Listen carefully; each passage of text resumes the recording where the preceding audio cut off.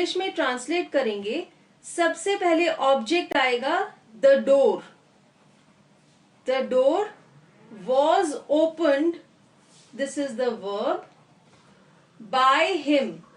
Now by him is the subject or the doer of the action who is opening the door, but as it is a passive voice, the doer will come at the end of the sentence. Now here are some examples where we can compare active and passive voice. Active voice में sentence है हमने अपना गृह कार्य कर लिया है. इसकी पहचान है कि सबसे पहले कर्ता का नाम आया है. इंग्लिश में जब हमने इसे ट्रांसलेट किया, we have done our homework. इसी सेंटेंस को जब हमने पैसिव वॉइस में कन्वर्ट किया तो सबसे पहले आएगा कर्म, जो कि है गृह कार्य. अपना गृह कार्य हमारे द्वारा यहां पर है कर्ता, जो कि कर्म के बाद आया है. कर लिया गया है, ये है क्रिया. जब हमने इस वाक्य को इंग्लिश में ट्रांसलेट किया पैसिव वॉइस में, सबसे पहले आएगा object. Our homework has been done by us. By us, we are the doer of this action, and as it is passive voice, this will come in the end of the sentence. Some more examples of active and passive voice. शिक्षक ने उसे monitor नियुक्त किया. अब इस sentence में शिक्षक है कर्ता, उसे है कर्म और मॉनिटर नियुक्त किया ये है क्रिया.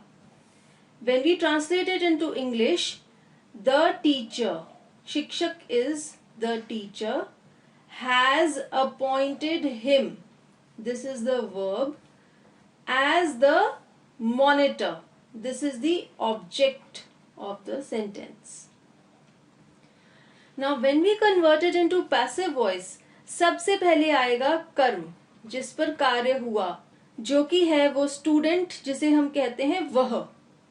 फिर आएगा कर्ता, जो कि है शिक्षक. वह शिक्षक द्वारा मॉनिटर नियुक्त किया गया है, ये है क्रिया. और इंग्लिश में जब हम इसे ट्रांसलेट करेंगे, वह के स्थान पे आएगा he. He is the object, but here it will take first position because this is passive voice. He has been appointed the monitor, this is the verb, by the teacher. Now the teacher is the doer or the subject, but in passive voice I have told you that the subject becomes the receiver of the action. मैं भी जीवन में सफलता प्राप्त कर सकता हूं. अब इस वाक्य में सबसे पहले जो कार्य करना चाहता है उसका नाम आया है, तो ये है एक्टिव वॉइस. इसे जब हम इंग्लिश में ट्रांसलेट करते हैं, मैं के स्थान पे I can also achieve success. सफलता प्राप्त कर सकता हूं. इस क्रिया के स्थान पर वर्ब आया कैन ऑल्सो अचीव सक्सेस. जीवन में यहां पर कर्म है और इंग्लिश में ये ऑब्जेक्ट के रूप में बन जाता है in life. Sentence active voice में बन गया I can also achieve success in life. जब हम इस सेंटेंस को कर्मवाच्य में कन्वर्ट करते हैं तो जीवन में पहले आ जाएगा. जीवन में सफलता मेरे द्वारा यहां पर कर्ता है और जैसे कि ये कर्मवाच्य है तो कर्ता बाद में आएगा. प्राप्त की जा सकती है, ये इस वाक्य की क्रिया है. जब हम इस वाक्य को ट्रांसलेट करेंगे इंग्लिश में, success in life, this is the object but it comes on the first position because it is a passive voice and we give importance to the object in the passive voice. Success in life can also be achieved. This is the verb by me. Me is the doer, but as it is a passive voice, it will come in the end of the sentence. कुछ examples हैं intransitive verbs के. इन sentences में passive voice नहीं होती है क्योंकि कर्म नहीं है. राम जाता है, Ram goes. Ram is the subject or the doer and goes is the verb.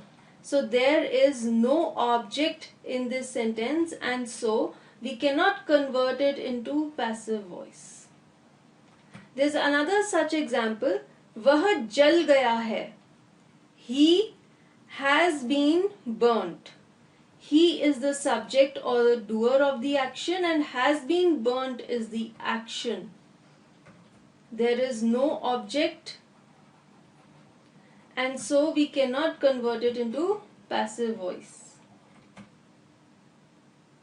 So don't forget that sentences with intransitive verbs, that is sentences without object, cannot be converted into passive voice.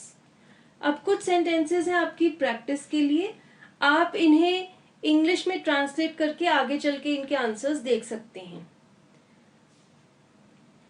कृतवाच्य में है हम अपने देश को प्यार करते हैं और यही वाक्य कर्मवाच्य में है हमारा देश हमको प्यारा है.